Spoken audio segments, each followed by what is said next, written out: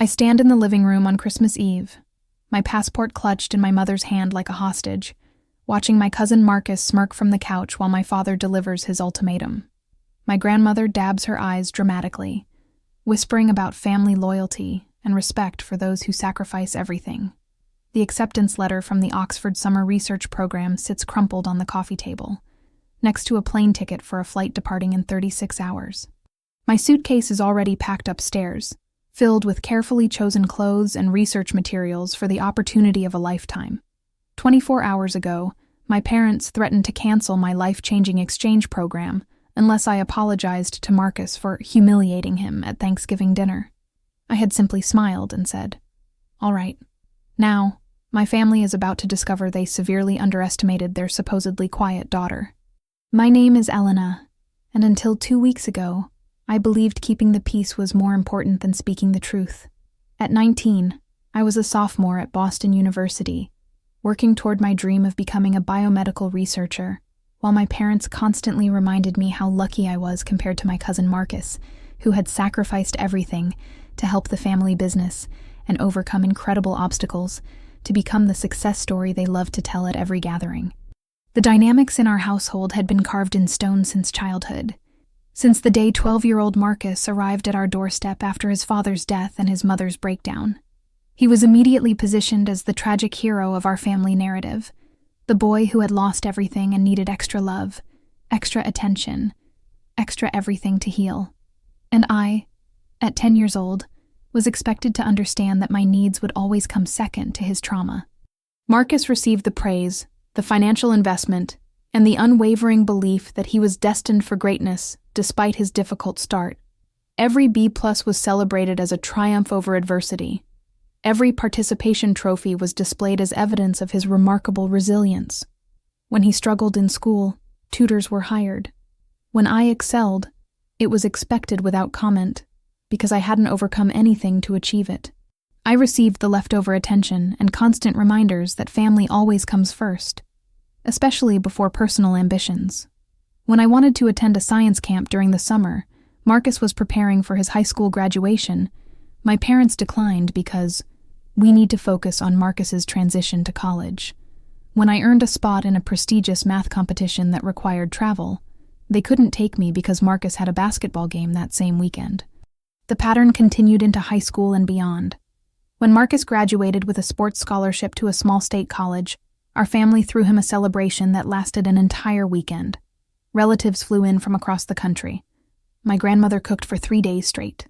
My parents gave speeches about his perseverance and the bright future that awaited him. When I earned a full academic scholarship to Boston University 2 years later, they mentioned it briefly between discussions about Marcus's athletic career and his plans to become a professional basketball player. There was no party, no speeches, no relatives flying in. My grandmother made a cake, but it was overshadowed by the news that Marcus had been selected for his college's starting lineup. I learned to make myself small, to take pride in my achievements privately, to stop expecting recognition that would never come. I convinced myself that I didn't need their approval, that my success would speak for itself eventually. I buried the resentment deep down and focused on building a future that didn't depend on their validation. But everything changed at Thanksgiving dinner when Marcus announced he was launching a revolutionary health supplement company and needed family investors.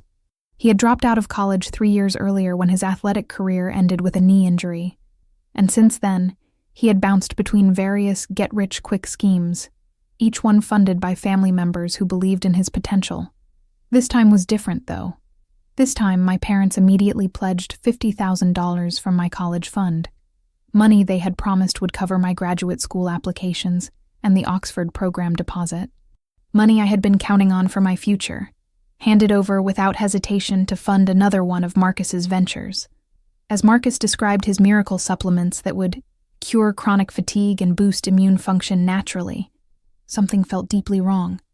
I recognized some of the terminology he was using, scientific-sounding phrases that didn't quite connect correctly.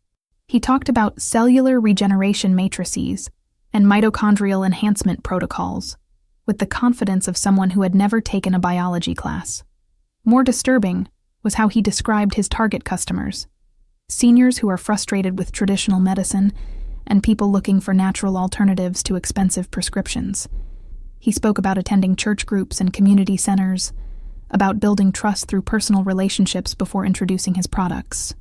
That night, alone in my childhood bedroom surrounded by the academic achievement certificates my parents had never bothered to frame, I opened my laptop and began researching Marcus's company. What I found made my stomach drop, and my hands shake with a mixture of horror and vindication. Marcus's revolutionary supplements were repackaged generic vitamins with fabricated health claims. The same products could be purchased at any drugstore for a fraction of his prices. But that wasn't the worst part. The clinical studies he referenced on his website didn't exist. I searched every medical database I could access through my university credentials and found nothing, no trials, no peer-reviewed papers, nothing. The doctor endorsements featured prominently on his marketing materials were stock photos with fake credentials. I ran reverse image searches and found the same faces selling everything from dental implants to cryptocurrency platforms. The doctor, Michael Patterson, who allegedly endorsed Marcus's products, was actually a model named Greg, who appeared in hundreds of stock photography collections. But worse than the fraud itself was what I found in the company's financial records, accessible through a poorly secured investor portal. Marcus had already collected over $200,000 from customers, many of whom had paid for lifetime wellness packages that promised results his products could never deliver. The customer testimonials on his website were fabricated, copied and modified from reviews of legitimate products. My hands trembling, I dug deeper into the night. The more I searched, the more horrified I became. Marcus wasn't just starting a questionable business with exaggerated claims. He was running an elaborate scam that specifically targeted vulnerable people who were desperate for health solutions they couldn't afford through traditional medicine. I found complaint records on consumer protection websites, elderly customers describing how Marcus had visited their homes personally, how he had prayed with them, and shared stories about his own family's health struggles, how he had convinced them to stop taking prescribed medications in favor of his natural alternatives, how he had set up automatic payments that were nearly impossible to cancel. Most devastating was the discovery that several members of our own extended family had already invested. Our grandmother had given Marcus $15,000 from her retirement savings. 3 of our elderly great-aunts had purchased premium wellness packages. Uncle Roberto, who was battling diabetes, had been convinced to try Marcus's supplements instead of his insulin regulation medication. I printed everything, my mind racing as I realized the implications. My parents were about to invest my education fund into their nephew's fraud scheme, potentially making them complicit in financial crimes. And if Uncle Roberto stopped taking his diabetes medication, the consequences could be life-threatening. The next morning, I approached my mother in the kitchen, hoping to share my concerns privately before the extended family arrived for Thanksgiving. She was preparing her famous turkey, the one dish that always brought everyone together. "Mom, I need to talk to you about Marcus's company," I said carefully. "I found some things online that concern me." She didn't look up from her preparations. "Elena, please don't start. This is a big day for Marcus. He's finally found his calling, and the family is coming together to support him." "But Mom, the doctor endorsements on his website are fake. I ran image searches." "Image searches?" She finally looked at me, her expression dismissive. "Elena, you can find anything on the internet to support any theory. Marcus has worked so hard to get this company off the ground. He doesn't need his cousin spreading negativity." "It's not negativity, Mom. It's evidence. His clinical studies don't exist. His products are just repackaged vitamins. He's charging people thousands of dollars for—" "Enough!" Her voice was sharp. "Marcus has had every obstacle thrown at him in life. He lost his father. He lost his athletic career. He's finally building something positive, and you want to tear him down because you're jealous of the attention he's getting." I stared at her, stunned by how quickly she had dismissed documented evidence in favor of protecting Marcus's narrative. "I'm not jealous, Mom. I'm concerned. Grandma invested $15,000 in this. Uncle Roberto is— Your grandmother believes in family. Your uncle believes in natural medicine. And you believe in finding problems where there aren't any." She turned back to the turkey. "I don't want to hear another word about this today. We're going to have a nice Thanksgiving. You're going to support your cousin, and we're going to be a family." I retreated to my room, more determined than ever to gather evidence. If my parents wouldn't listen to private concerns, maybe documented proof presented to the entire family would force them to see the truth. At Thanksgiving dinner that afternoon, Marcus was in his element. He had dressed in an expensive suit, purchased, I now realized, with money stolen from elderly customers. He spoke with practiced confidence, using buzzwords and emotional appeals that I recognized from my research into manipulation tactics. And the best part, Marcus announced to the gathered family, his voice warm with feigned sincerity, is that this isn't just about making money. This is about helping people. Every day, I get messages from customers telling me how my supplements have changed their lives. A grandmother who can finally play with her grandchildren. A veteran who has hope for the first time in years. I thought about the complaint records I had found. The customers who described how Marcus had pressured them into purchasing more products than they could afford. The elderly woman who had written about her husband stopping his heart medication because Marcus had convinced them that natural solutions were safer than chemicals. The opportunity for family investment is incredible. Marcus continued, for every dollar you invest now, you'll see returns of 300% within the first year, and you'll be part of something that's genuinely making the world a healthier place. My grandmother was dabbing her eyes, moved by Marcus's speech. My parents beamed with pride, already counting their projected returns. Aunt Rosa, Marcus's mother who had recovered from her breakdown and now lived independently, looked at her son with the desperate hope of a mother who needed to believe her child had finally found his path. Uncle Roberto leaned forward, his medical alert bracelet visible on his wrist. Marcus, what about diabetes? Can your supplements help with blood sugar management? Absolutely, Uncle Roberto, Marcus replied smoothly. Our complete wellness system has shown remarkable results with metabolic conditions. Several of our customers have been able to reduce or eliminate their dependency on pharmaceutical interventions. I felt ice in my veins. Marcus was about to convince a diabetic family member to stop taking necessary medication based on fraudulent claims. This wasn't just financial fraud anymore. This was potentially life-threatening medical misinformation. I couldn't stay silent any longer. Actually, I said, standing up from my seat at the far end of the table, I'd like to share something about Marcus's company. Every head turned toward me. I saw confusion on some faces, annoyance on my parents', and the first flicker of concern on Marcus's. I had prepared copies of everything I'd found during my research, organizing it professionally with highlighted comparisons and timestamps. I had created evidence packets for each family member, knowing that simply stating concerns wouldn't be enough to overcome years of conditioning that had taught them to trust Marcus over me. Marcus's revolutionary health company is remarkable, I said, my voice steady despite my racing heart, because it's built entirely on fabricated claims and false credentials. The table fell silent, except for the clink of silverware being set down. I distributed the evidence packages, watching as family members examined the materials. The first pages showed side-by-side comparisons of the doctor endorsements and the stock photo websites where those images originated. Dr. Michael Patterson, who supposedly recommends these supplements, is actually a stock photo model named Greg, who has never had any medical training. Dr. Aitam. Sarah Chen is a real physician in California who has never heard of this company and is considering legal action for unauthorized use of a photo that isn't even her. Marcus's face shifted through surprise, anger, and calculation before settling on wounded innocence.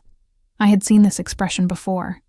Every time he had been caught doing something wrong as a teenager, every time he had needed to manipulate his way out of consequences. I can't believe this, he said, his voice breaking slightly with practiced emotion. My own cousin is so jealous of my success that she's attacking my business with lies and fabrications. This is exactly the kind of negativity I was worried about when I hesitated to include family in this opportunity. He turned to our grandmother, taking her weathered hands in his. Grandma, I'm so sorry you have to see this. Elena has always resented that I was able to succeed despite my challenges while she had every advantage. I think the pressure of competing with me has affected her judgment. The elderly woman looked between us, confusion and distress on her face. I felt a stab of guilt for causing her pain, but I knew that the temporary discomfort of confrontation was better than losing her retirement savings to fraud. My mother immediately moved to comfort Marcus while my father's expression hardened as he looked at me. The familiar dynamic was playing out exactly as I had feared. Marcus positioning himself as the victim, my parents rallying to protect him. "Elena Marie Vasquez," my father said, using my full name in the tone that had terrified me as a child. "I am absolutely ashamed of this behavior. Your cousin has worked incredibly hard to build something meaningful after losing everything. Instead of supporting him, you're trying to tear him down with jealousy and lies on a day meant for family gratitude. Dad, look at the evidence," I pleaded. "The timestamps, the reverse image searches, the BBB complaints, the customer reviews describing how they were pressured into—" "Enough." His hand came down on the table, rattling the dishes. "Marcus came from tragedy and built himself into a successful entrepreneur through pure determination. You've had every advantage in life. Private tutors, college savings, opportunities handed to you on a silver platter. And this is how you repay our family? By attacking the one person who represents everything we value about perseverance and hard work?" I looked at my father, really looked at him, and saw something I had tried to ignore for years. He wasn't just defending Marcus. He was defending his own narrative, the story he told himself about being a generous patriarch who had saved his troubled nephew. Admitting Marcus was a fraud would mean admitting that years of investment, both financial and emotional, had been wasted on someone who had manipulated them all. My mother nodded, her arm around Marcus's shoulders. "Sweetie, we love you, but this behavior is unacceptable and embarrassing. Marcus has overcome obstacles you can't even imagine. These conspiracy theories need to stop immediately, or there will be consequences." The extended family shifted uncomfortably, caught between examining the evidence packets I had distributed and following my parents' lead. My grandfather, a retired accountant who had always encouraged my analytical thinking, picked up one of the evidence packets and began reading carefully. "Some of this documentation looks concerning," he said slowly, his reading glasses perched on his nose. "These image search results are quite damning." My father quickly intervened. "Dad, please. Elena has clearly manipulated these materials. She's always been good with computers. She probably fabricated all of this to support her jealous narrative." "I didn't fabricate anything," I said firmly. "Every piece of evidence comes from public sources. The BBB complaints were filed by real customers. The stock photo websites are accessible to anyone. The FTC has warnings about businesses with exactly these characteristics." Marcus wiped his eyes with a napkin, though I noticed no actual tears. "It's heartbreaking to see my little cousin so consumed by jealousy that she would try to destroy my life's work. I've only ever wanted to help people, to use my struggles to inspire others. And this is what I get in return. We're not entertaining these delusions," Dad announced, his voice final. "Elena, you will apologize to Marcus immediately for these false accusations and this public humiliation. You will admit that you fabricated or misrepresented this evidence out of jealousy, and you will promise to support his business going forward." He paused, and his voice took on an edge I had never heard directed at me before. "If you refuse, we will cancel your Oxford program immediately. We will redirect those funds to support Marcus's business, which actually contributes to this family rather than tearing it apart. Your education is a privilege we provide, and we won't continue funding someone who attacks her own family with lies." The ultimatum hung in the air like poison gas. I could feel the weight of every eye on me, waiting for my submission. Marcus watched me with a mixture of triumph and mock concern, already confident in his victory. My parents stood united in their threat, willing to destroy my educational future to protect their nephew's fraudulent enterprise. I looked around the table at my extended family, seeing uncertainty in some faces and disappointment in others. My grandfather was still examining the evidence, his accountant's mind clearly troubled by what he was reading. Aunt Rosa looked conflicted, wanting to believe her son but shaken by the documentation. Cousin Jennifer, who was completing her own PhD in chemistry, had pulled out her phone and was quietly researching something. The evidence was right there, clear as daylight, but the family dynamics and Marcus's masterful manipulation had created a reality where truth mattered less than preserving the narrative they had all invested in for years. "Well?" my mother demanded, her voice sharp with impatience. "We're waiting for your apology." I felt something shift inside me, a crystal-clear moment of understanding that changed everything. These people would never see Marcus's flaws, because seeing them would mean acknowledging their own failure to recognize manipulation. They would never acknowledge my concerns, because doing so would mean admitting they had prioritized a fraud over their own daughter for years. I could apologize, submit to their manipulation, and spend the rest of my life watching them enable Marcus's schemes until he hurt someone seriously. I could watch my grandmother lose her retirement savings, watch Uncle Roberto's health deteriorate because he stopped taking real medication, watch other vulnerable people be victimized by someone my family had taught to believe he could do no wrong. Or I could choose a different path. I smiled, genuinely smiled for the first time in months. "All right," I said simply. Then I stood up from the table and walked toward the stairs, leaving them to interpret those 2 words however they wanted. Behind me, I heard Marcus beginning another performance about forgiveness and family healing, his voice dripping with manufactured warmth. "I just hope Elena can get the help she needs. Maybe therapy would be beneficial. I'm willing to forgive her for this attack because that's what family does." My parents were probably already planning how to transfer my college fund to his company, counting their projected returns and congratulating themselves on their family loyalty. They had no idea that my "all right" wasn't a promise to apologize.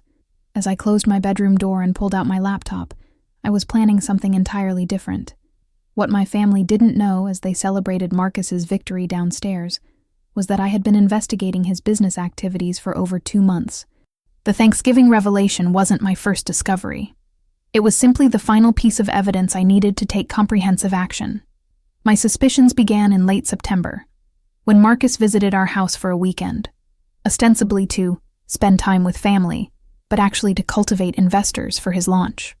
During that visit, he asked to borrow my laptop for just a few minutes to check on something for his business, claiming his phone had died. I thought nothing of it at the time. We were family, after all.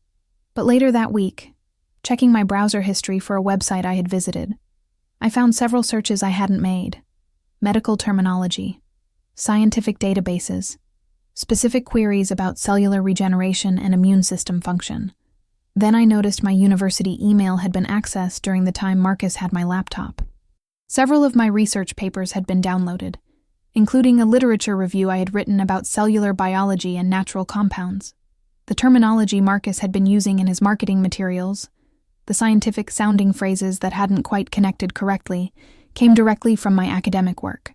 He had stolen my words, my research, my knowledge to make his fraudulent products sound legitimate. That discovery ignited something in me that years of being overshadowed hadn't managed to extinguish. Marcus hadn't just built a scam. He had built it partly using work I had done, knowledge I had earned through legitimate study and effort. He had taken even that from me. I began investigating systematically, using skills I had developed during my research methodology courses. Every claim on Marcus's website was documented and fact-checked. Every testimonial was traced to its source. Every supposed credential was verified. What I found was a pattern of deception that went far beyond misleading marketing. Marcus had been targeting elderly people through church groups and community centers for months, using his charm and our family's reputation to establish trust before selling expensive supplement packages. His sales technique was sophisticated and predatory.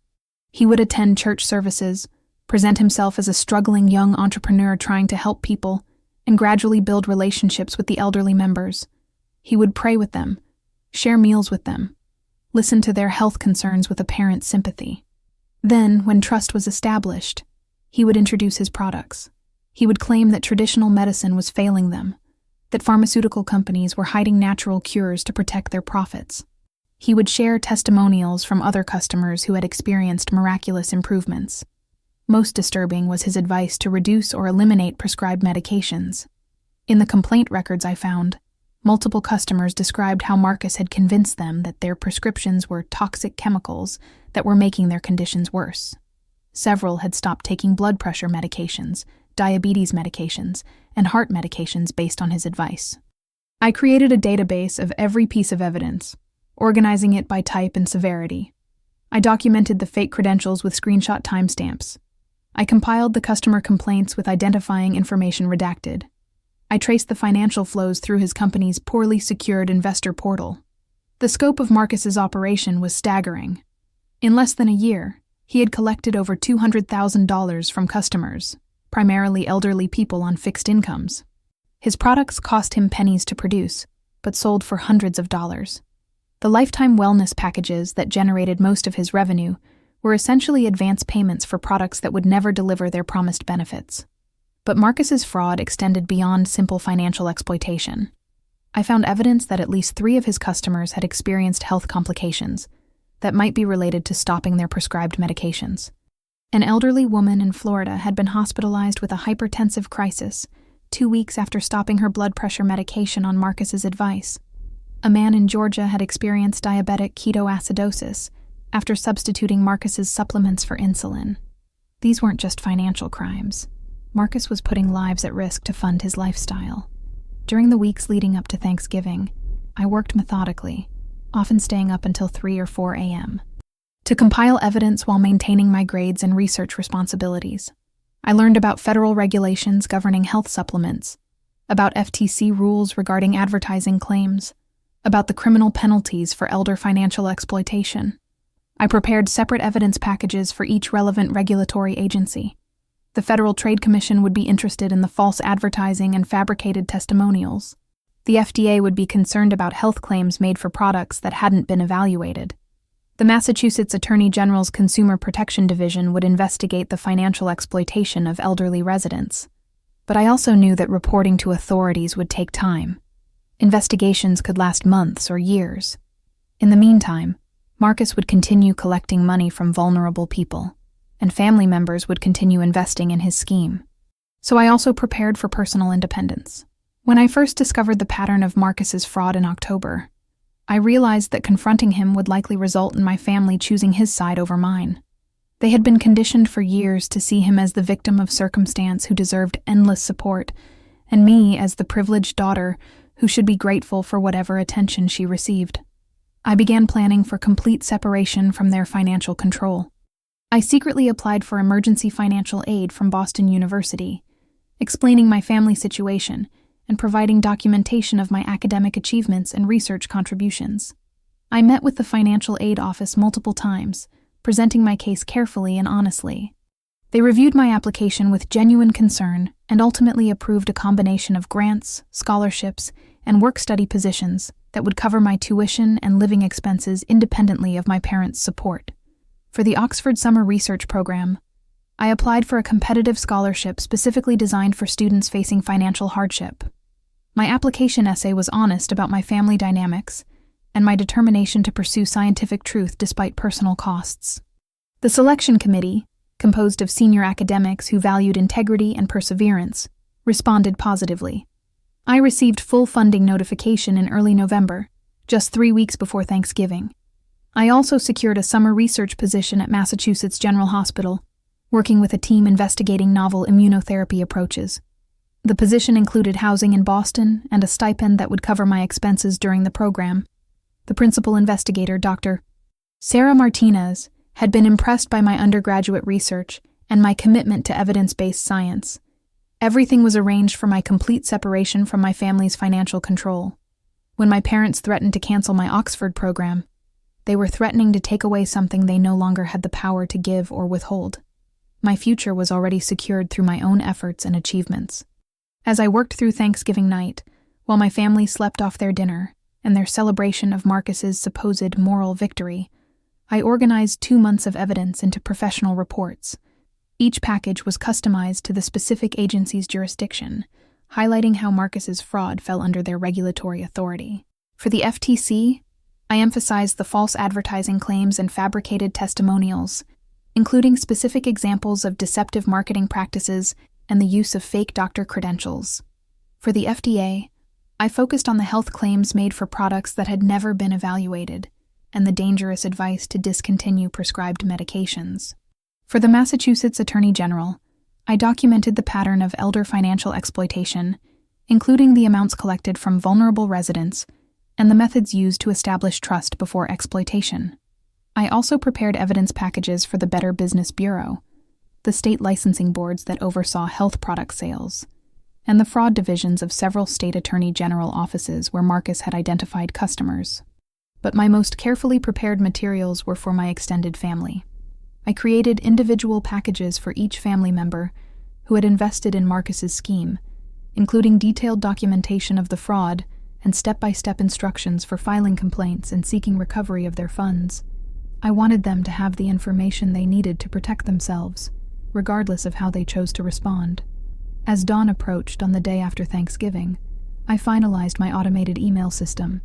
I had set up scheduled messages to every regulatory agency, timed to send simultaneously on Christmas morning. I wanted my family to have one last chance to examine the evidence and make their own choice. If they chose to protect Marcus despite clear documentation of his crimes, they would face the consequences together. The timing was deliberate. Christmas morning would give my family hours to process what had happened before the regulatory agencies began responding on Monday. They would understand that their ultimatum had not broken me, that their threats had no power over someone who had already secured her independence. I also scheduled personal emails to every extended family member, including those who had attended Thanksgiving and those who had not. Each email contained the evidence packages and a personal note explaining why I felt compelled to report Marcus's fraud to authorities. I wanted them to understand that this wasn't jealous sibling rivalry or family drama. This was a serious case of elder exploitation that had already harmed vulnerable people and would continue harming them if not stopped. By sunrise, everything was ready. In less than 48 hours, emails would automatically send to institutions across the country, triggering investigations that would likely end Marcus's fraudulent enterprise and potentially result in criminal charges. My family would discover that their supposedly quiet daughter had been planning her escape for months and was no longer subject to their manipulation. The weeks between Thanksgiving and Christmas Eve were tense but manageable. My parents treated me with cold disappointment, clearly expecting my apologetic submission at any moment. Marcus called several times, attempting to manipulate me with alternating warmth and veiled threats. "Elena, I just want you to know that I forgive you for Thanksgiving," he said during one call. "I know you were probably under a lot of stress with your studies. Families should support each other, and I'm willing to put this behind us if you're ready to apologize and move forward." "I appreciate the call, Marcus," I replied neutrally. "I'll think about what you've said." "Good. Because if you continue spreading these lies about my business, I might have to tell people about some of your own issues. I've heard you've been struggling academically. I'd hate for your professors to think you're the kind of person who makes up stories about family members." The threat was clear, even delivered in his warm, concerned voice. If I didn't submit, he would try to damage my academic reputation. He didn't realize that I had documented our conversation, adding it to my evidence packages as an example of his intimidation tactics. My parents called multiple times with similar messages, alternating between disappointment and threats about the Oxford program. "Elena, this is your last chance to apologize to Marcus before Christmas. If you don't, we're canceling your exchange program, and you can find your own way to pay for next semester." "I understand, Mom," I said. "I'll see you at Christmas." They heard compliance in my neutral responses. They had no idea that I was counting down the hours until their threats became meaningless. I arrived at my parents' house on Christmas Eve, carrying my packed bags as if planning for the Oxford trip that they believed they controlled. The evidence packages were hidden in my laptop bag.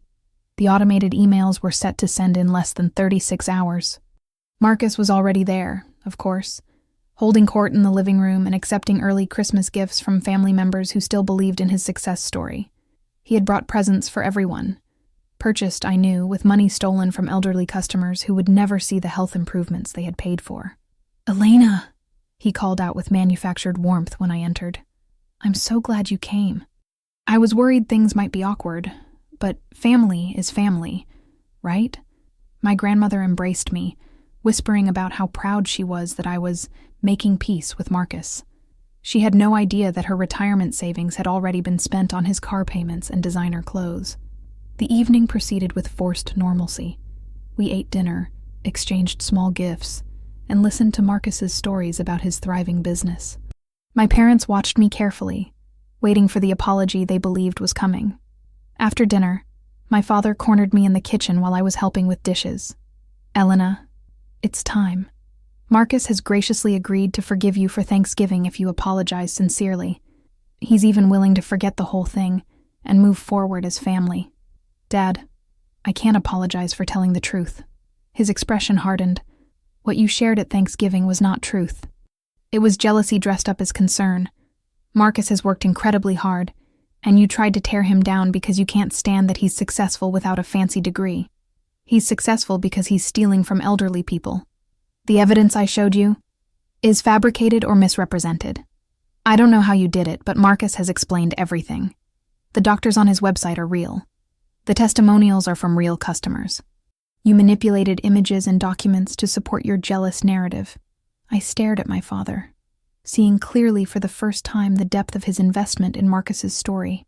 He had spent years telling himself and others that taking in his troubled nephew was an act of extraordinary generosity.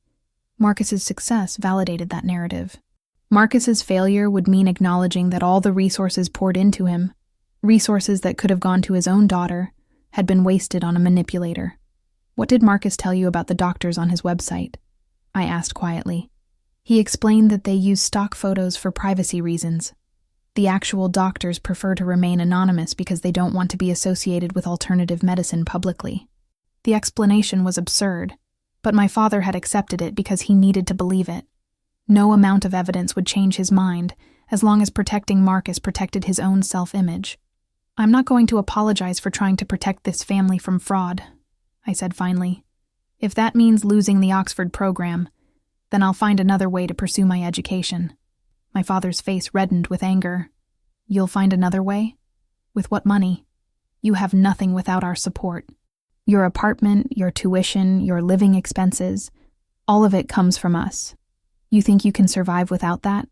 I thought about my financial aid approval, my scholarship confirmation, my research position offer.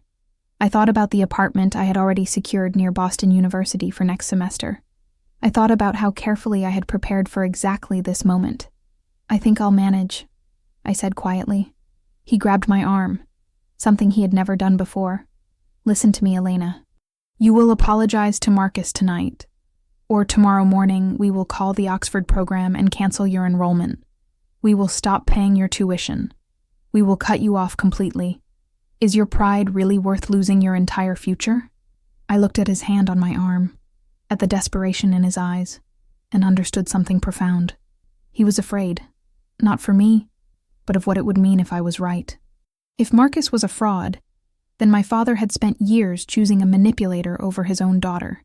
That truth was more terrifying to him than any financial loss. All right, I said, gently removing his hand. I understand. He relaxed, interpreting my words as submission. Good. We'll expect your apology in the morning before we open presents. I nodded and returned to the family gathering, counting the hours until my emails would begin sending. That night, I lay awake in my childhood bedroom, surrounded by the achievements my parents had never celebrated, the science fair ribbons they had never displayed, the academic certificates they had never framed, the acceptance letters they had never shared with relatives. I thought about the years I had spent trying to earn their approval, the countless times I had accepted being overshadowed, because I believed that family peace was more important than recognition. I thought about how that belief had enabled Marcus's manipulation, how my silence had allowed him to build a fraudulent empire on the foundation of family trust. Tomorrow, everything would change. Either my family would examine the evidence and finally see the truth, or they would double down on their denial and face the consequences when regulatory agencies began their investigations. Either way, I would no longer be their quiet, compliant daughter.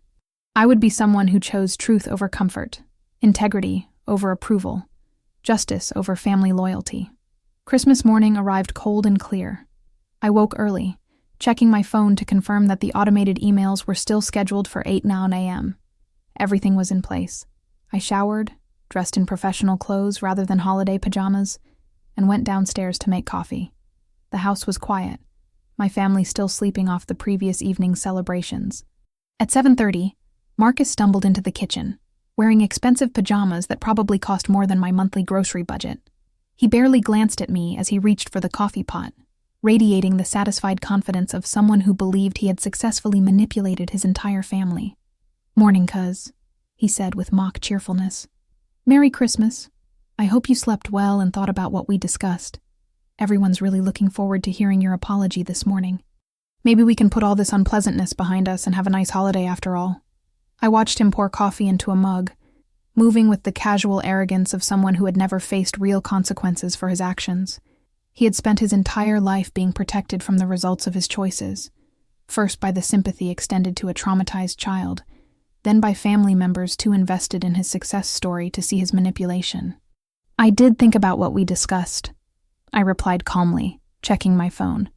7:55, 3 minutes until the automated emails began sending. I thought about it all night, actually. Marcus nodded approvingly, assuming my sleepless night meant I had been agonizing over his ultimatum, preparing my apology, accepting my defeat. Good. I know this was hard for you, but family comes first. We need to stick together, especially when outside forces try to create problems between us. Outside forces. He was already rewriting history, transforming his documented fraud into some external threat to family unity. The level of self-deception, or perhaps deliberate manipulation, was breathtaking. At exactly 8:09 a.m., my phone buzzed with the first confirmation that my scheduled emails had been sent. Then Marcus's phone buzzed. Then again, and again, and again. His expression shifted from casual confidence to concern as multiple notifications flooded his device. He glanced at the screen, and I watched his face transform as he read the sender information. Federal Trade Commission Consumer Complaint Division. What the hell? He muttered, opening the first email. His coffee mug slipped from his hand, shattering against the kitchen floor as he read the contents. Oh God, he whispered, scrolling through the message with trembling fingers. Oh God, oh God, oh God. More notifications continued arriving. Massachusetts Attorney General's Office, FDA Dietary Supplement Division, Better Business Bureau Investigation Department, state licensing boards, consumer protection agencies from multiple states. I remained seated at the kitchen table, sipping my coffee and watching my cousin's carefully constructed empire crumble in real time. Years of manipulation, months of fraud, and countless victims, all of it collapsing as regulatory agencies across the country received comprehensive evidence of his crimes. He looked up at me with growing horror, finally understanding what my calm, all right, had actually meant. Elena, what did you do? He demanded, his voice rising to a near scream. What did you send them? Before I could answer, our parents rushed into the kitchen, drawn by the sound of Marcus's distress and the crash of his broken coffee mug. Mom immediately went to Marcus, stepping carefully around the ceramic shards, while Dad looked around suspiciously. What's going on? Mom asked, wrapping her arms around Marcus as he stared at his phone in shock.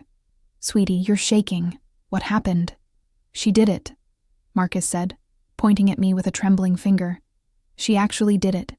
She reported my company to the federal government, to the FTC, the FDA, the Attorney General. They're calling for investigations. They want to freeze my business accounts. They want me to provide documentation I don't have because it doesn't exist. Dad's face darkened as he turned toward me. Elena, what is he talking about? I pulled out the folder I had prepared, containing my Oxford scholarship confirmation, my university financial aid approval, my summer research position offer letter, and printed confirmations of my apartment lease in Boston. I reported Marcus's fraudulent business activities to the appropriate regulatory agencies. The FTC, the Massachusetts Attorney General, the FDA, the BBB, and consumer protection divisions in every state where he has identified customers. They'll be investigating his fake health claims, his fabricated doctor credentials, his stolen testimonials, and his financial exploitation of elderly customers. I placed the folder on the counter where they could all see it. I'm also no longer dependent on your financial support. I've secured full funding for my education, my Oxford program, and my living expenses through legitimate scholarships and research positions. Your threats to cancel my program have no power because you never controlled it in the first place. Marcus grabbed the folder, scanning the documents with growing panic. This can't be real. You can't just... You have to call them back and tell them it was a mistake, that you made everything up. This is going to destroy everything I've built. Everything you scammed, I corrected gently. Everything you stole from elderly people who trusted you. Everything you built on lies, fake credentials, and manipulation. That's what's being destroyed, Marcus. Not legitimate success. Fraud.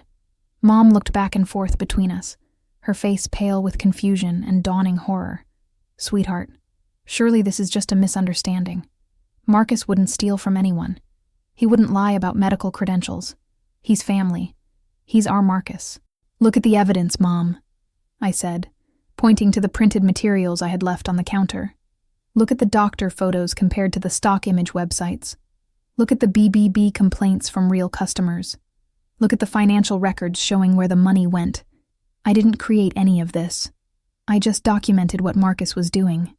Dad picked up the evidence papers, his business background making him naturally inclined toward documentation and financial records.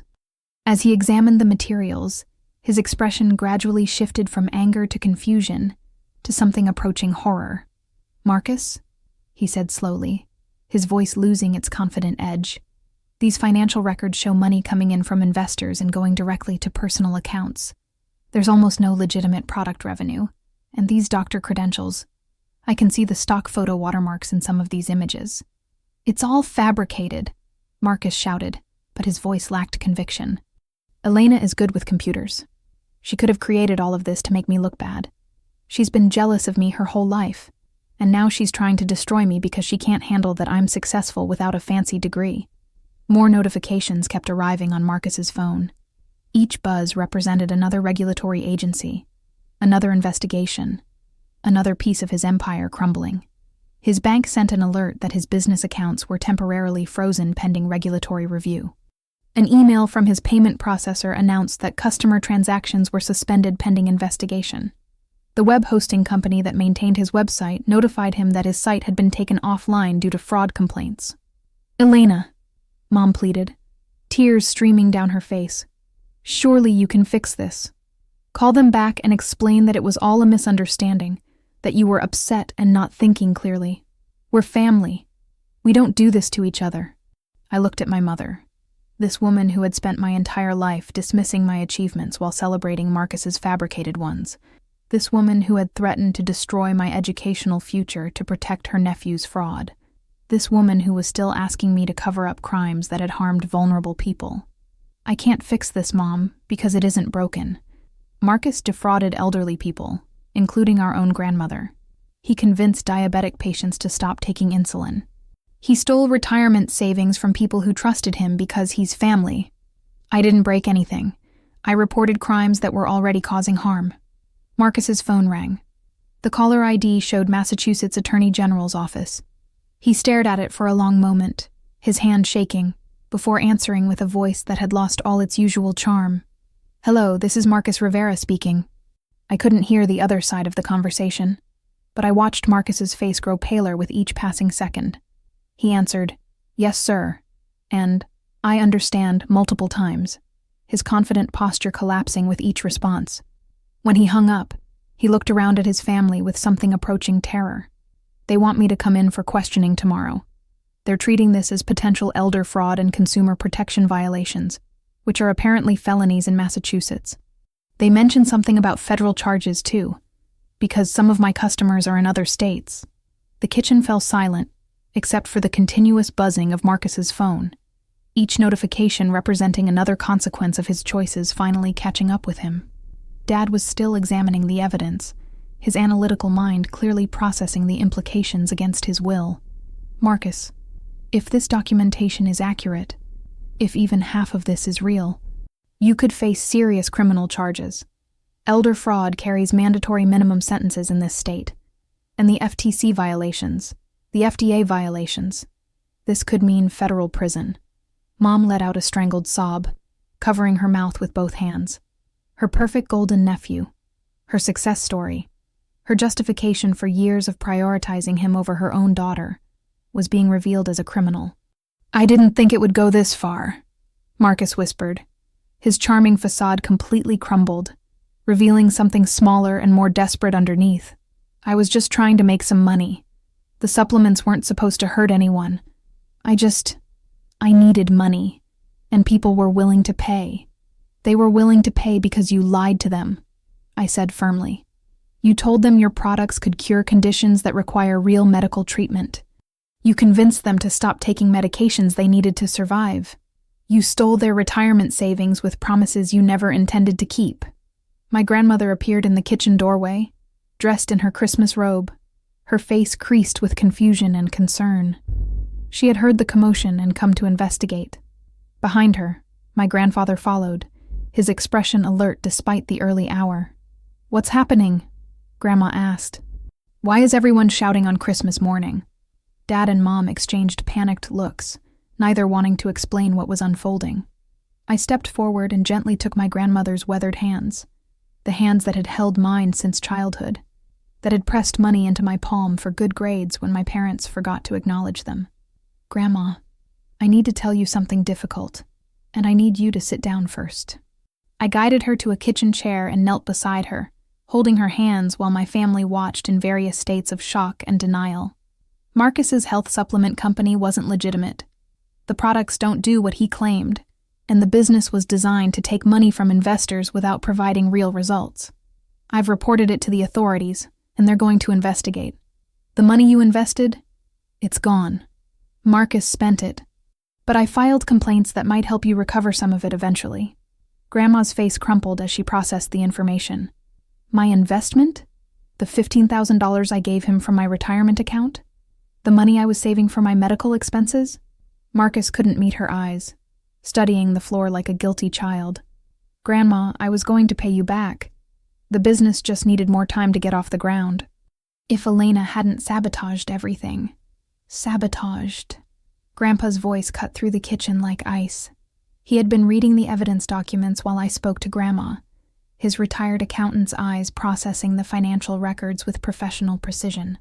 Elena didn't sabotage anything. She reported fraud to the appropriate authorities, which is exactly what any ethical person should do when they discover criminal activity. He held up one of the printed financial records. "This shows money flowing from elderly investors directly to personal accounts. There's no legitimate business here. Just theft dressed up with a website and some fake doctors." He walked over to where Marcus was standing and looked him directly in the eye. My grandfather had always been a gentle man, but in this moment, his presence was formidable. "You used our family name to steal from elderly people. You took your grandmother's retirement savings, money she needs for medications and medical care. You took money from the Hendersons, who've known our family for 30 years. You took money from the Chens, the Williamses, the Rodriguezes, all people who trusted you because we vouched for you. Grandpa, you don't understand the pressure I was under." Marcus started, falling back on his old manipulation tactics. "After my injury, after losing my athletic career, I had nothing. I needed to prove that I could be successful." "You needed to prove you could be successful, so you stole from old people?" Grandpa's voice rose with rare anger. "I spent 40 years as an accountant, Marcus. I know exactly what these financial records show. This isn't a struggling business or bad decisions or mistakes. This is systematic fraud designed to extract money from vulnerable people." He turned to look at me, and his expression softened completely. "Elena, honey, you did the right thing. It was hard, and it will probably cost you relationships in this family, at least for a while. But you protected people who couldn't protect themselves. That takes more courage than anything Marcus has ever done." Marcus looked around the room at his family, watching the loyalty he had cultivated for years dissolving in real time. The people who had always defended him, always believed in him, always chosen him over me, were finally seeing through the carefully constructed image to the fraud underneath. "This is unbelievable," he muttered, his voice a mix of anger and self-pity. "My own family is turning against me because Elena is jealous and couldn't handle being the less successful cousin." "What success, Marcus?" Aunt Rosa, Marcus's mother, had appeared in the doorway behind my grandparents. Her face was pale with shock, her hands trembling.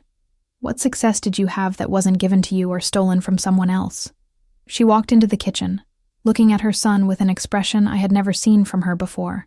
Not disappointment or anger, but something closer to grief for a person she had thought existed, but never really did. "I defended you. For years I defended you to everyone who questioned your choices. I told them you were finding your path, that you needed time, that you would prove everyone wrong. I bragged about my entrepreneur son to everyone I knew. And you were stealing from elderly people this whole time? From your own grandmother?" "Mom, I can explain." "No." Her voice cracked but remained firm. No more explanations. No more excuses. No more stories about how hard everything is for you and how unfair life has been. She gestured toward me. Elena lost her college fund because of your fraud. She almost lost her exchange program. She was threatened by her own parents for trying to tell the truth about you. And she still had the integrity to report your crimes and protect people you were hurting. Aunt Rosa turned to my parents, her expression hardening. And you too. You were going to sacrifice your own daughter's future to protect my son's criminal enterprise. You were so invested in his success story that you couldn't see the fraud right in front of your eyes. Rosa, we didn't know. Mom started. You didn't want to know. Elena showed you evidence at Thanksgiving. Clear, documented evidence. And you chose to believe Marcus's denial because believing him was easier than admitting you've been enabling a manipulator for years. My phone buzzed with incoming texts from extended family members who had received my email packages. Jennifer. Holy shit, is this all true? I always knew something was off about Marcus. Let me know if you need anything. Uncle Roberto. Just read everything. Does this mean I should keep taking my diabetes medication? Great Aunt Maria. Mija, thank you for sending this. I was about to give Marcus another $5,000. You saved me. The extended family was waking up to my messages, and their responses were overwhelmingly supportive. They had all witnessed years of Marcus's preferential treatment, had all felt something slightly off about his perpetual victim narrative and sudden business success. My documented evidence had given them permission to acknowledge what they had always sensed. Marcus's phone rang again. This time, the caller ID showed Boston Police Department. Everyone fell silent as he answered, his voice barely above a whisper. Hello? Yes, this is Marcus Rivera. The conversation was brief, with Marcus mostly responding in single words, his face growing more ashen with each passing second. When he hung up, he looked around at our gathered family with undisguised terror. The police want to interview me this afternoon. The Attorney General's office shared the complaint with law enforcement. They're calling it elder financial exploitation and wire fraud across state lines. The detective said. He said I should bring a lawyer because I might be arrested after the interview. Arrested? Mom's voice was barely a whisper. On Christmas? How much prison time? Dad asked, his voice hollow with the shock of a man watching his carefully constructed world collapse. The detective said elder exploitation is a Class C felony in Massachusetts. Up to 10 years per count. And because I had customers in other states, there might be federal charges too. Marcus's voice cracked. Federal charges carry even longer sentences. The kitchen absorbed this information in stunned silence. This wasn't just professional embarrassment or financial loss. Marcus could face decades in prison for what he had done. The golden child's path had led not to success, but to a jail cell. Marcus, Mom said quietly, reaching for some maternal instinct despite everything. Maybe you should call a lawyer. With what money? Marcus's voice rose to a desperate pitch. All my accounts are frozen. I spent everything I took in. There's nothing left. I can't afford a lawyer, can't afford bail if they arrest me, can't afford anything. He spun toward me, his expression shifting from fear to rage. This is your fault. You couldn't just let me succeed. You had to destroy everything because you're jealous, pathetic, and bitter about being the family disappointment. I'm not the one who stole from our grandmother, I replied calmly. I'm not the one who convinced elderly people to stop taking life-saving medications. I'm not the one facing criminal charges for elder exploitation. Whatever you're feeling right now, Marcus, you did this to yourself. I'll tell them you made it all up, he shouted, stepping toward me aggressively. I'll tell them you're mentally unstable, that you fabricated all the evidence, that you've been obsessed with destroying me for years. My grandfather stepped between us, his presence calm but immovable. Marcus, the evidence Elena compiled is based on public records, your own documents and statements from your customers. Dozens of people have already confirmed her account. You can try to discredit her, but you'll only make things worse for yourself. She ruined my life. You ruined your life when you decided to steal from vulnerable people. Elena just made sure you couldn't keep doing it. Marcus looked around the room one final time, searching for an ally, a defender, anyone who would take his side the way they always had before. But there was no one left. Even my parents. who had threatened to destroy my future to protect him, were looking at him with new eyes. He grabbed his car keys from the counter. "I'm leaving. I'm going to find a lawyer, figure out how to fix this, and prove that Elena set me up. Marcus, you can't drive in this condition," Dad said, some parental instinct surfacing despite everything. "Watch me." Marcus stormed toward the door, then turned back to face me one last time. "You think you've won something, but you haven't. You've destroyed our entire family. When Grandma can't pay for her medications, when Mom and Dad lose their house paying for lawyers, when everyone's life is ruined, remember that you did this. You chose your precious integrity over your own family. I chose to protect vulnerable people from a predator," I replied. "If that damages our family, it's because our family was built on enabling your behavior. That's not my fault. That's everyone's failure to hold you accountable years ago." The front door slammed, and Marcus was gone, driving away into Christmas morning toward a confrontation with reality that no amount of charm could resolve. The remaining family members stood in the kitchen, surrounded by evidence of fraud and the wreckage of illusions they had maintained for years. My grandmother was crying quietly, grief for her lost savings mixing with grief for the grandson she had thought she knew. My parents looked shell-shocked, their entire narrative about family and sacrifice crumbling around them. I sat down at the kitchen table, exhausted but certain of my choice. The hardest part was over. Whatever came next, I would face it knowing I had done the right thing. The hours that followed were chaos. Extended family members called continuously, wanting explanations, expressing shock, offering support or condemnation depending on how invested they had been in Marcus's success story. Uncle Roberto called, his voice shaking, to thank me for the information about his diabetes medication. His doctor had been alarmed when he mentioned considering Marcus's supplements as an alternative to insulin, and the documentation I sent had convinced him to stay on his prescribed treatment. "You might have saved my life, mija," he said. "I was really considering it. Marcus was so convincing, and the insulin is so expensive. But you showed me the truth." Great Aunt Maria called to say she had been planning to give Marcus another $5,000 for the premium wellness package he had been pushing. My email had arrived just in time.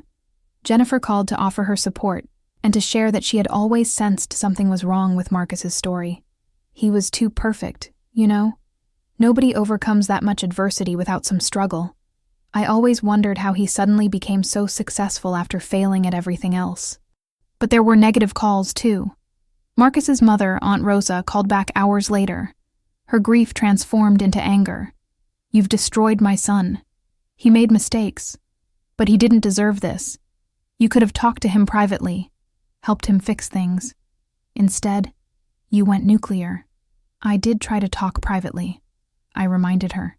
"At Thanksgiving, before I showed the evidence to everyone. Marcus threatened me. He said he'd destroy my reputation if I pursued this. He was scared and defensive. You should have given him another chance. How many chances has he had, Aunt Rosa? How many times has the family covered for him, made excuses, protected him from consequences? His chances are the reason we're here. If someone had held him accountable years ago, he might not have escalated to federal crimes." The call ended badly, but I had expected that. Some family members would never forgive me for shattering their illusions. That was the price of choosing truth, and I had made peace with it. By afternoon, Marcus had been taken into police custody for questioning. My father received a call from the detective handling the case, informing him that Marcus would be held overnight pending arraignment the following morning. The charges were worse than initially indicated. The investigation had already identified over 30 elderly victims across 5 states, with total losses exceeding $250,000. The federal prosecutors were considering adding charges under elder abuse statutes, which carried enhanced penalties.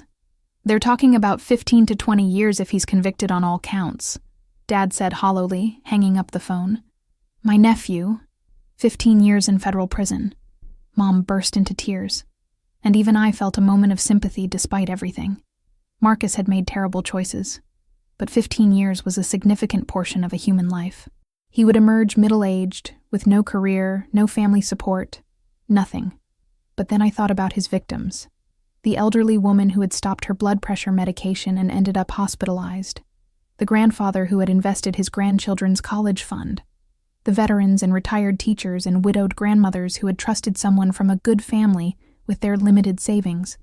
Marcus's victims would spend years dealing with the consequences of his fraud. Some might never recover financially. Some had put their health at risk on his advice. They deserved justice more than Marcus deserved sympathy.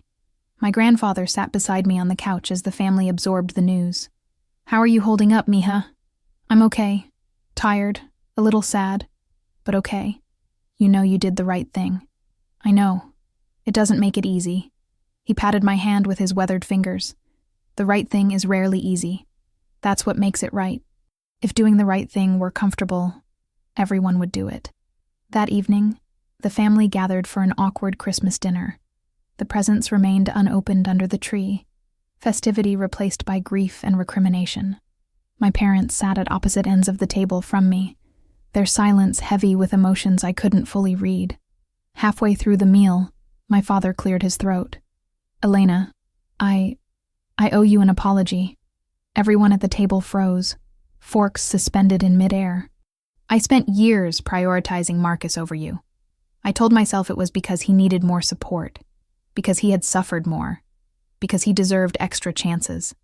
But looking back, I can see that I was investing in a story I wanted to be true, not in the person he actually was." He paused, visibly struggling with the words. "When you showed evidence of his fraud at Thanksgiving, I chose to believe his denial because believing him was easier than admitting I had been wrong about him for years. I threatened your education, your future, to protect someone who was hurting people. I'm ashamed of that." Mom nodded, tears sliding down her cheeks. "We both are. We failed you, Elena. For years, we failed you. And you still had the courage to do what we should have done, hold Marcus accountable. I hadn't expected this. I had prepared for years of estrangement, for being cut off from my family, for building a new life without their support or approval. I hadn't prepared for an actual acknowledgement of wrongdoing. I appreciate that," I said finally. "It means a lot to hear you say it. Can you forgive us?" Mom asked, her voice small. I considered the question carefully. Forgiveness wasn't something that could be promised in a moment. The years of being overshadowed, dismissed, and ultimately threatened would take time to process. "I think I can, eventually," I said honestly. "But it's going to take time, and things need to change. I can't be the family member who gets sacrificed whenever Marcus needs protection. Marcus won't be a factor anymore," Dad said grimly. "He's facing federal charges. Even if he avoids the maximum sentence, he'll be in prison for years.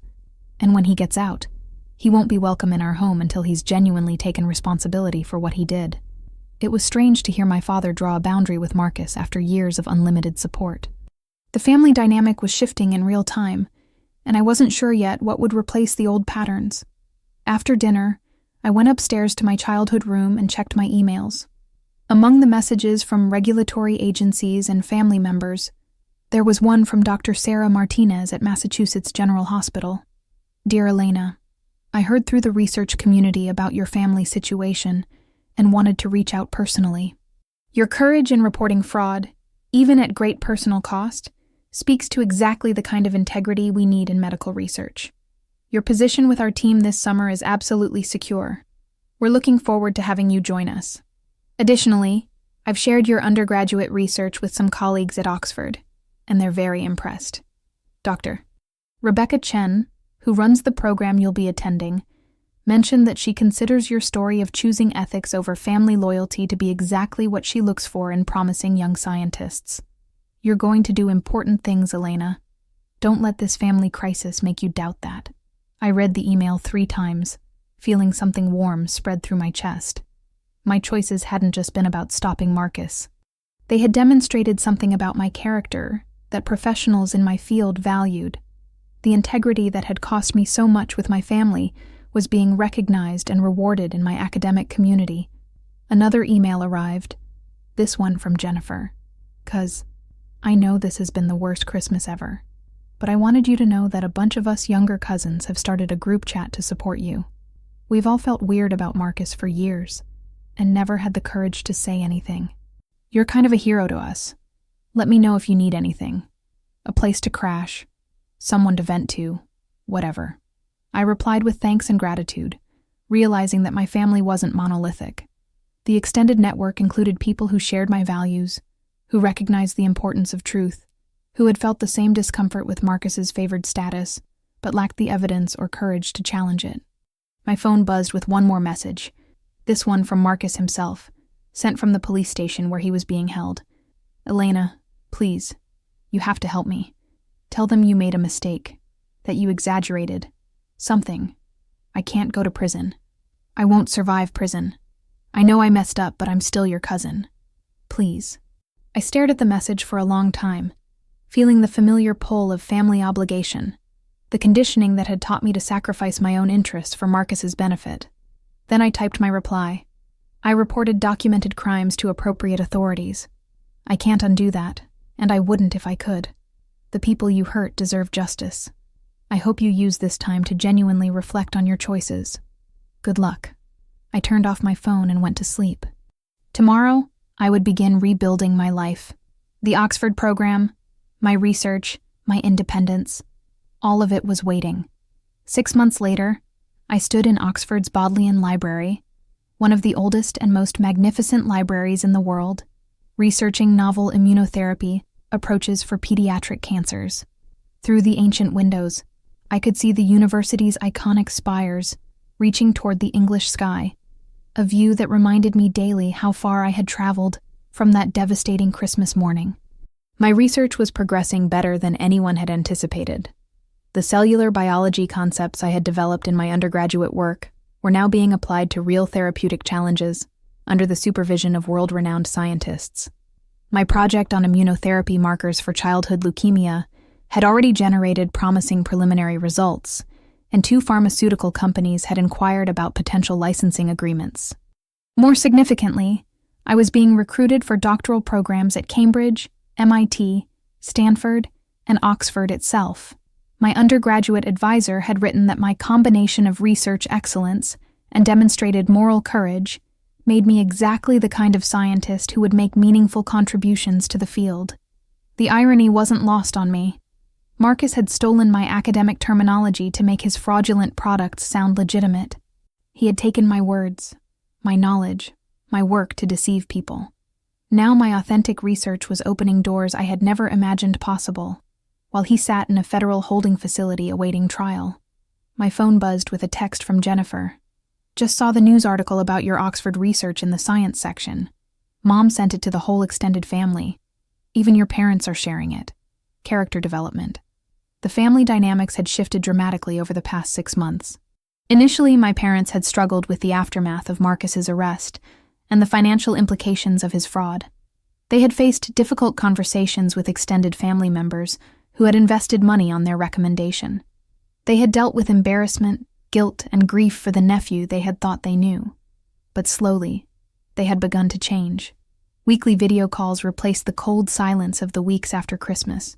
My mother started asking about my research, actually listening to my explanations instead of waiting for an opportunity to redirect the conversation to Marcus. My father sent articles about immunotherapy breakthroughs, acknowledging that he wanted to understand my field better. Their transformation had accelerated after Marcus's preliminary hearing in February. The evidence presented was overwhelming. Testimony from elderly victims, financial records showing systematic fraud, medical documentation of patients who had been harmed by following his advice. Marcus had finally pleaded guilty to multiple counts of elder financial exploitation and wire fraud, hoping for a reduced sentence. The judge, a former prosecutor who had specialized in elder abuse cases, had been unmoved by his lawyer's pleas for leniency. She described Marcus as a calculated predator who exploited family trust and community connections to systematically steal from those least able to protect themselves. His sentence, 8 years in federal prison, followed by supervised release and mandatory restitution payments that would take decades to complete. I had watched the sentencing via video link, seeing my cousin, once the golden child of our family, led away in handcuffs. I expected to feel satisfaction or vindication, but instead, I felt only sadness. Not for Marcus specifically, but for the waste of it all. He had been intelligent, charming, capable of genuine success if he had chosen that path. Instead, he had taken shortcuts that led to destroyed lives and a prison cell. My parents had attended the sentencing in person. That evening, my father had called me, his voice thick with emotion. I watched them take him away, and all I could think about was you. About how we almost sacrificed your future to protect his fraud. About all the years we prioritized his needs over yours. About how wrong we were. About everything. I know, Dad. Do you? Because I'm not sure I have the words to express how ashamed I am. You're in Oxford, doing real research that might actually help people, and we almost destroyed that to protect a criminal. You didn't know he was a criminal. We should have listened when you tried to tell us. The evidence was there at Thanksgiving. We chose not to see it because seeing it would have meant admitting we were wrong about him. It was the most honest conversation I had ever had with my father. For the first time, he was seeing me as an adult, whose judgment deserved respect rather than a child whose concerns could be dismissed. My mother had made similar progress. During our video calls, she now asked about my research, my social life, my plans for the future. She no longer compared me unfavorably to anyone else. When relatives asked about me, she spoke with genuine pride about my work, rather than quickly redirecting to other topics. I spent so many years not seeing you, she had told me during one call. You were always there, achieving things, working hard, being brilliant. And I was so focused on Marcus's story that I missed your whole life. I'm trying to do better now. The extended family had divided along predictable lines. Those who had invested money in Marcus's scheme were generally supportive of my decision to report him, especially after recovering partial restitution through the legal process. Those who had been emotionally invested in his success story without financial exposure were more conflicted. They understood intellectually that he had committed crimes, but struggled to reconcile that with their memories of the charming nephew they had known. Aunt Rosa remained the most difficult. She had cut off contact with my parents and refused to acknowledge me at all. In her narrative, I had destroyed her son's life out of jealousy, rather than reporting his documented crimes. Her grief was understandable. She was losing her only child to prison for nearly a decade, but her refusal to acknowledge his responsibility made reconciliation impossible. My grandmother, however, had become one of my strongest supporters. Her initial shock and grief had transformed into a clear-eyed understanding of what had happened. She had been one of Marcus's victims, losing retirement savings she had carefully accumulated over decades. But she was also wise enough to recognize that holding him accountable was the right thing to do. You protected people, Mija, she had told me during a video call, including me. I would have given him more money if you hadn't shown me the truth. You saved me from losing everything. She had even started a small fund with other elderly family members who had been victimized, contributing what they could to support my research. It wasn't much money, but the gesture meant more than any amount could. My phone buzzed with an email notification. Dr. Rebecca Chen, the Oxford program director, wanted to meet with me about extending my research appointment through the fall semester. Your work on immunotherapy markers has exceeded our expectations, the email read. We'd like to offer you a position as a research associate, with full funding, to continue this project while you apply to doctoral programs. Additionally, several of our industry partners have expressed interest in your discoveries. There's significant commercial potential here, and we want to ensure that you benefit appropriately from work that originated with you. I read the message twice, letting the implications sink in. Extended funding, industry interest, commercial potential. The research that Marcus had tried to steal and misrepresent was now being recognized and valued by legitimate scientific institutions. I walked through the ancient library, past students and scholars who had been pursuing knowledge in this space for centuries, and thought about the journey that had brought me here. A year ago, I had been the overlooked daughter, the backup child, the family member whose achievements were never quite enough. I had believed that keeping the peace was more important than speaking the truth, that family loyalty meant accepting whatever treatment was offered. Now I understood something different. True family loyalty meant caring enough about people to hold them accountable when they harmed others.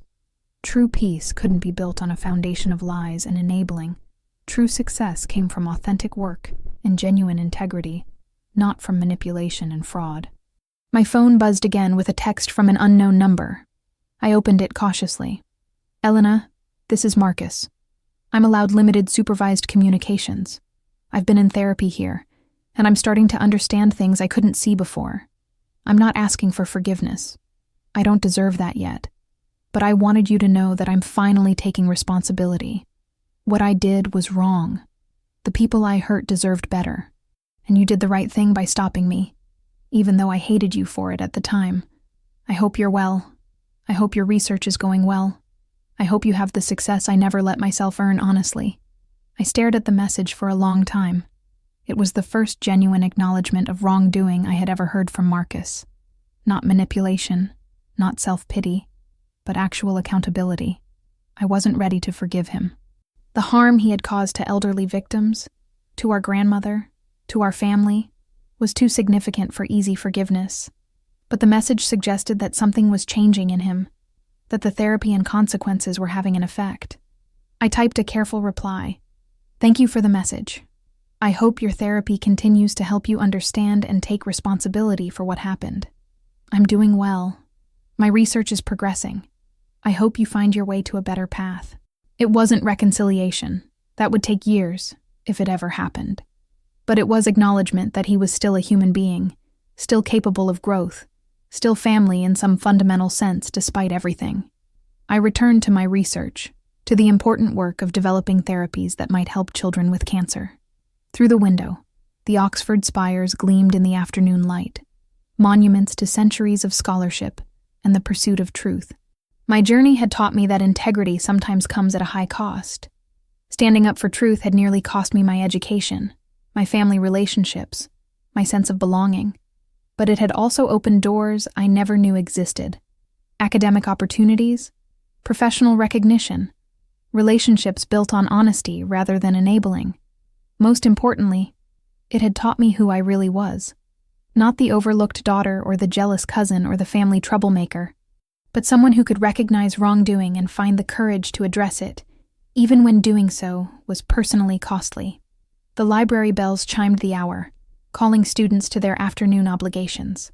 I packed up my research materials and headed out into the beautiful English afternoon, ready to continue building a life based on authentic achievement and genuine integrity. The golden child was in prison, learning lessons he should have learned years ago. The quiet daughter was thriving at one of the world's great universities, recognized for work that was entirely her own. Sometimes the ending isn't what anyone expected. Sometimes it's better. My phone buzzed one final time with a message from the Georgetown doctoral program I had applied to as a backup option. Dear Elena, we are pleased to offer you admission to our PhD program in biomedical engineering with full fellowship and research funding. Your application stood out for its research excellence and demonstrated commitment to ethical scientific practice. We believe you represent the best of what young scientists can be, and we would be honored to have you join our community. I laughed out loud, drawing curious looks from passing students. 3 doctoral programs had now offered admission with full funding. I would have my choice of institutions, my choice of research directions, my choice of future. All because I had chosen truth over comfort, integrity over approval, justice over family loyalty. Walking through Oxford's ancient streets, surrounded by history and possibility, I understood that the most important victories aren't the dramatic confrontations or the public vindications. They're the quiet moments when you know, with absolute certainty, that you did the right thing. Before I share this story with all of you, I want to ask, have you ever faced a situation where speaking up for the truth meant risking family relationships or your own future? How did you find the courage to choose integrity over keeping the peace? Did the people around you eventually understand, or are you still waiting for that recognition? I'd love to hear your experiences in the comments below. Thank you for listening to my story and for supporting others who choose truth over convenience. If this resonated with you, please like this video, subscribe to the channel for more real-life stories, and share this with someone who might need encouragement to stand up for what's right. Remember, authentic success built on integrity will always outlast achievements built on lies. The truth may cost you in the short term, but it builds a foundation that can never be taken away. Take care of yourselves, trust your instincts when something feels wrong, and never be afraid to speak up for what's right, even when you're standing alone.